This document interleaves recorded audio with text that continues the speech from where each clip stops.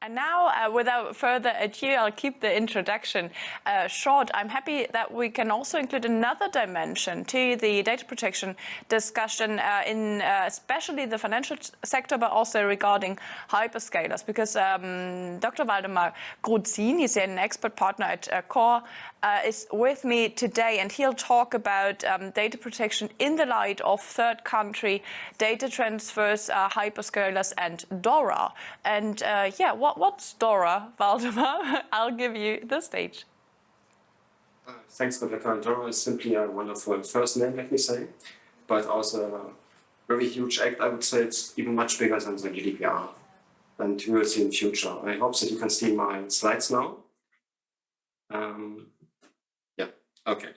So I will give you a short story about things we can influence and things which we cannot influence. And we can influence only technology. Waldemar, I have to interrupt you for a second. I do not see the slides, and I bet our audience can't either. Can we try again? Because it would be really, really bad if we missed anything. Yeah, of course, we need my slides. I will try it again at the moment. Now something is happening. And now? I can see it. I'm looking at the studio crew. Okay, yeah, thumbs up. Thank you. Thanks a lot. Okay. So I will give you a short story about things we can influence and other things we cannot influence. And we cannot influence the politics, okay? You know what I mean? I mean the endless Schrems discussion. But we can influence the technology, organization, and the management, and above all, the management of security. That means also the management of data protection. So the story will be beginning with Schrems and hyperscalers. What does DORA means for beginners, like all of us, because DORA is still under construction? And how can an ISMS not only help for PIMS, for data protection management systems, but also for other things like banking ISMS and maybe even for DORA? So some very short words about CORE. We are an IT consultancy.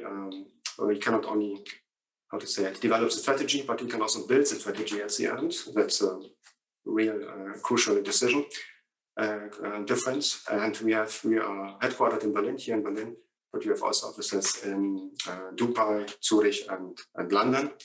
And the most important thing today is that we are a member of PIPL, as you can see on the right bottom corner, and we are also ISO 27001 certified, which is very important for my speech today.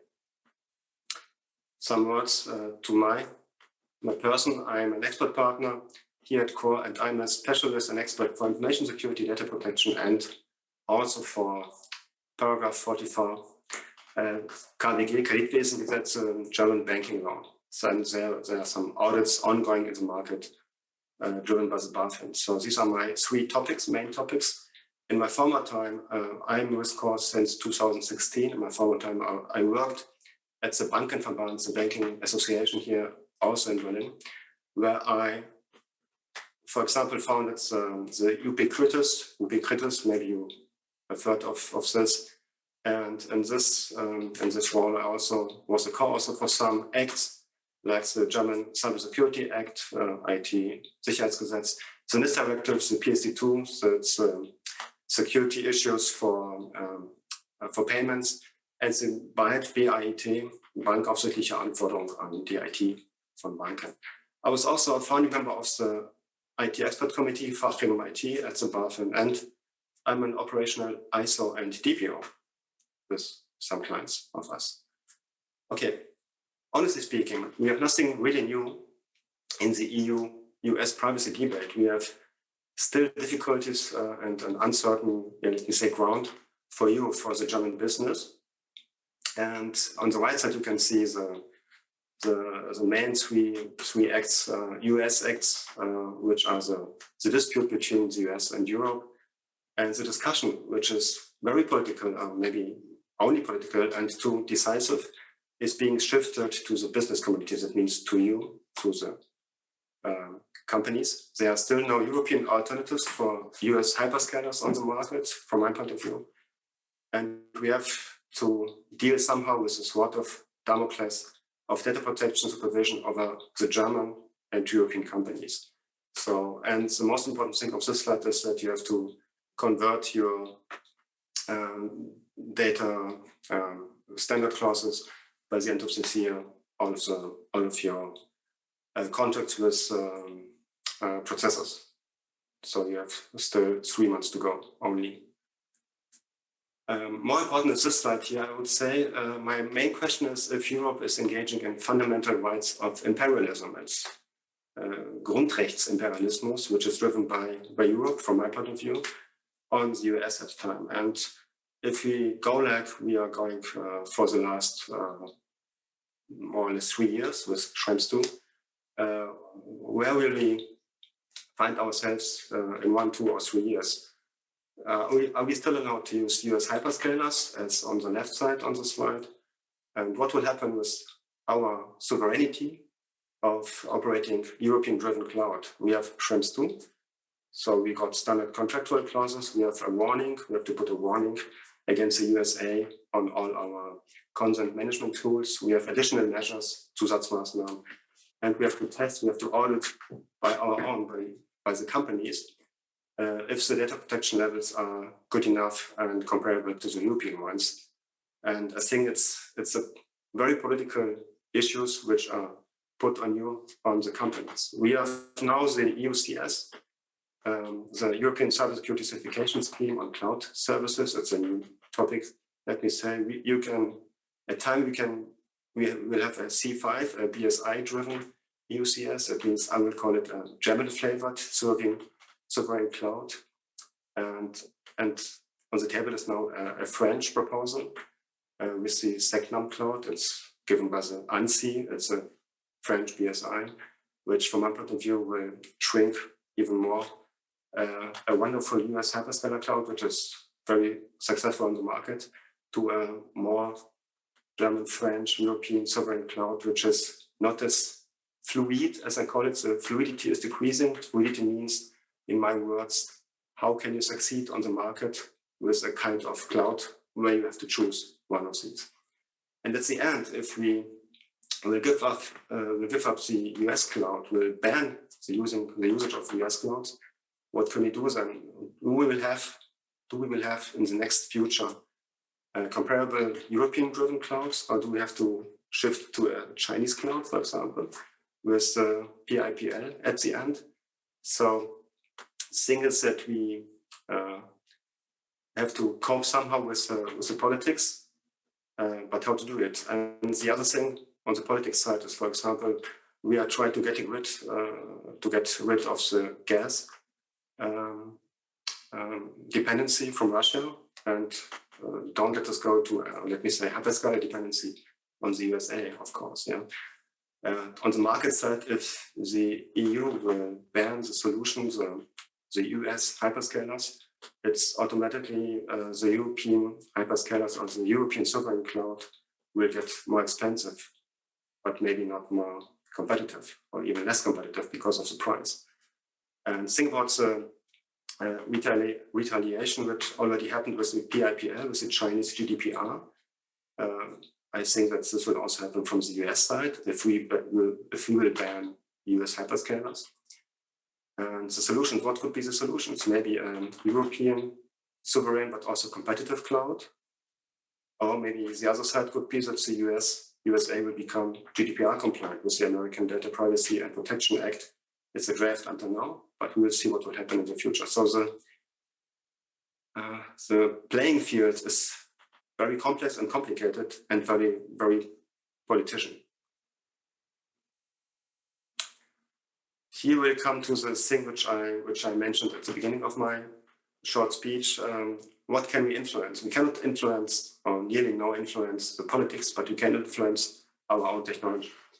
And technology, the best technology is standardized technology. So we have here on the market of standardization market, the well-known 27001 standard. It's the information security standard. It's Z with a capital T, information security standard. And 3 years ago, a new standard emerged, the standardization world. It's a 27701. It's a sister standard for information security but now adopted to data protection. And they are more or less similar. However, of course, information security and data protection differ in terms of the protection goals, the protection direction. I will give some words to these topics also. Of course, the regulation, GDPR, and maybe now DORA, we will see, and the scope of application. So an adaptation was somehow necessary between 27001 and 27701. And the question here is, can the procedure for setting up and certifying an ISMS according to 001 be transferred, how to say it, linearly to data protection with 27701? I think you can pre-think my answer. The answer could be no, but we will see. So the protection goals for the 27701 for information security are CIA, confidentiality, integrity, availability for information. The direction of protection is that the 27701 will protect information, the company's information from attackers, of course. But the standard here, the 27701, the information security standard, was developed by information and IT experts, not by data protection experts. Just side saying, BaFin supervisory objects are already existing supervisory objects like banks, insurance companies, payment systems are obliged to operate fully comprehensive ISMS. Maybe this will be changed by DORA. You will see it in 5 minutes. Certification of the ISMS is not yet mandatory. So there is no obligation on the market to get a certificate, to get your ISMS certificate. There's one exemption. It's the gambling industry. I'm not kidding. It's the gambling industry. If you operate, what is it called, a gambling studio, I don't know, a Spielhalle, you have to have an ISMS certified. But we are not here in the gambling studio. So here you see the structure of both standards is the same. It depends, it consists of the high-level structure, HLS, it's the chapters 4 under 10, and the so-called security controls from 5 to 18, from A5 to 18, that's notification only. And both are really similar. Maybe if you haven't ever seen the 27701, you have to trust me now, both are similar. There's only one difference, and you can see it on the red, it's the red markings here. There are some changes at the end. These are 47 changes which were done to the 27701 in order to get to the 27701. And it was also done by adding 2 annexes to the 27701.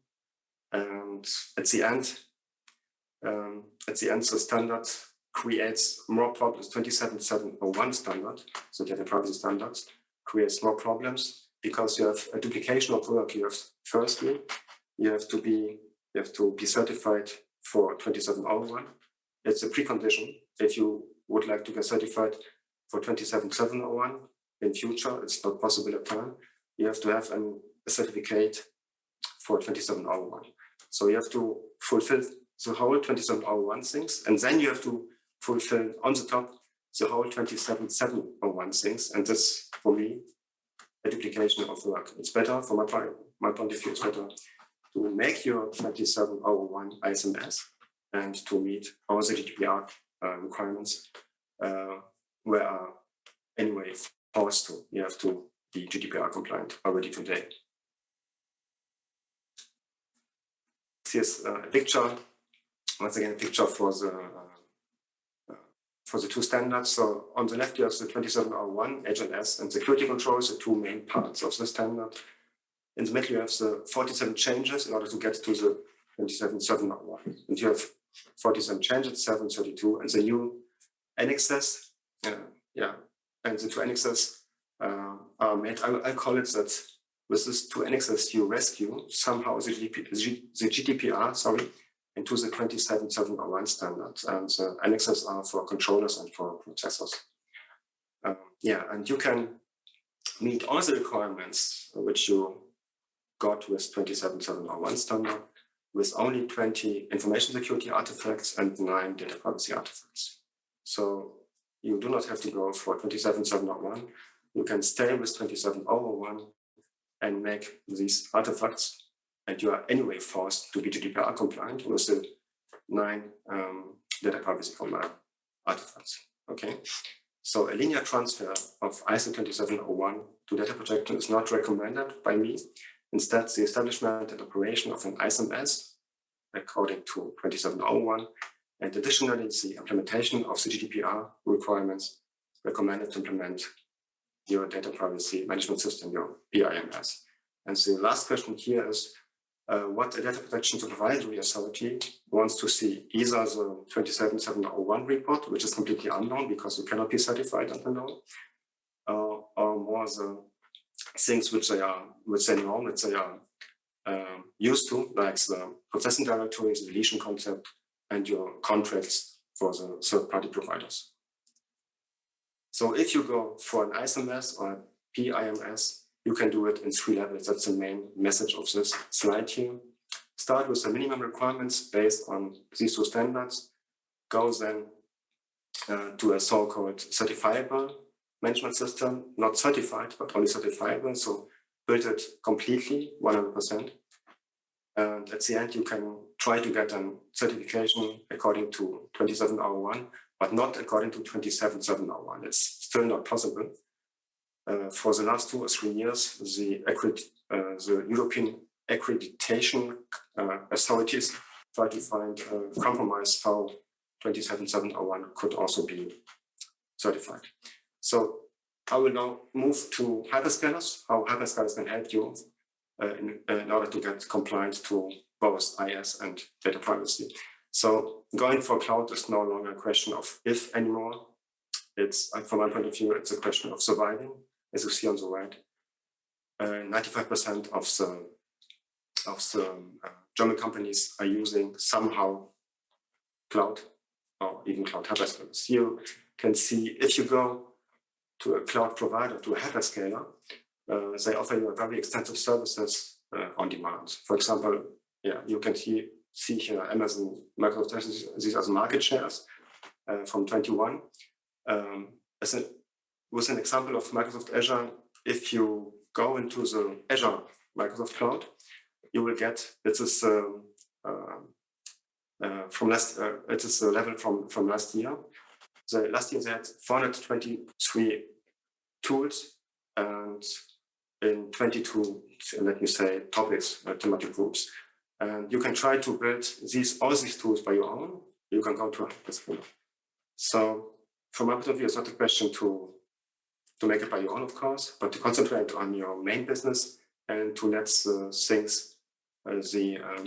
things which are not your main business for the real experts, like with a hyperscaler. And if you go to a hyperscaler like Azure, you will get 116 tools out of the 423 tools, so it's more than 1/4, which deal somehow with security monitoring, the basics like network security, management governance, IAM, identity management.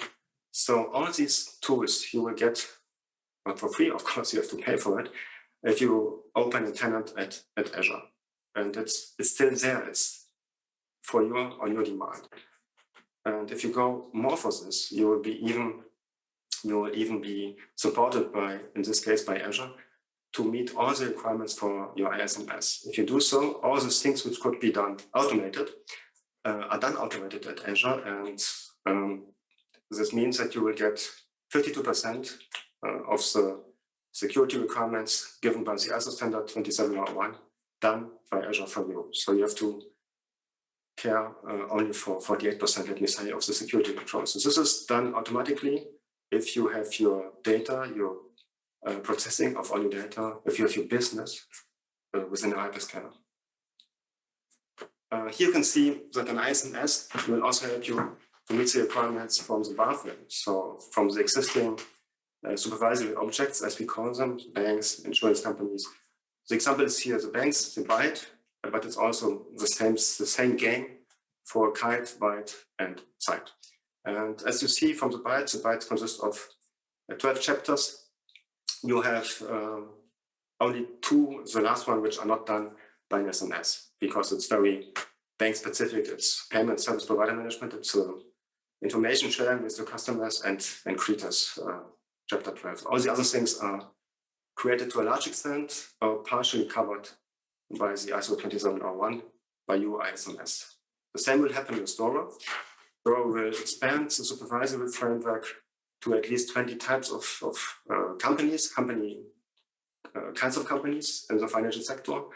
The 1, 2, 3, 4, and the 12, it's a small mistake here in the slide, the 12, the insurance companies are only covered until now by the BaFin. And you will get 20 or 21. It depends whether 17 of the audit firms will stay in the DORA or not. Until now in the trilogue treaty, they are out of the DORA, so only 20 will be covered by DORA. And DORA consists of these kinds of articles. The good thing, it's a good thing that the ICT third-party providers, that means the hyperscalers, will get supervised now by the BaFin and by the Bundesbank and by the ECB. One more. And of course, if you know me a little bit, and ISMS will also cover, of course, it will also cover the majority of the security needs which you'll get from DORA. So you see on the right side the main topics which are demanded by DORA, and these all main topics are also covered by ISMS. And additionally, the things which you need also, like cryptography, you need for other information security, you need cryptography. It's here A10. It's also a precondition in order to get your main topics covered by DORA, and this is done if you build up an ISMS. The funny thing is at that time, at the trilogue treaty, ISMS was put out by some lobbyists, I don't know, by the commission, was put out directly from the text, from the DORA text, but the DORA still needs to build up an ISMS. If you think like this, like it's done here on the slide for you. So at the end, to sum it up, an ISMS will not only help you for data protection, it's the middle pillar, but also for the banking supervision, I call it side or right side, and of course in future for DORA. So the information security management system, ISMS, is the best managing tool to cover all your risk, information security risk, data protection risk, and let me call it the DORA risk at the end. This was the last slide. We also publish all the topics for data protection and information security with blog posts and white papers. If you have questions, please ping me afterward. Thank you so much, Waldemar, for all this valuable information and the great overviews that you have shared with us. I hope that we'll get your slide deck as well, because I can imagine a lot of the members of our audience today will want to access that later again, because I was definitely not able to read it all while you were talking about. Thanks again. Dear participants, if you have any questions, please feel free to contact Waldemar directly. I know he's always happy to answer everything you want to know. Waldemar, thank you for being here today. I think we'll talk again soon. Bye-bye.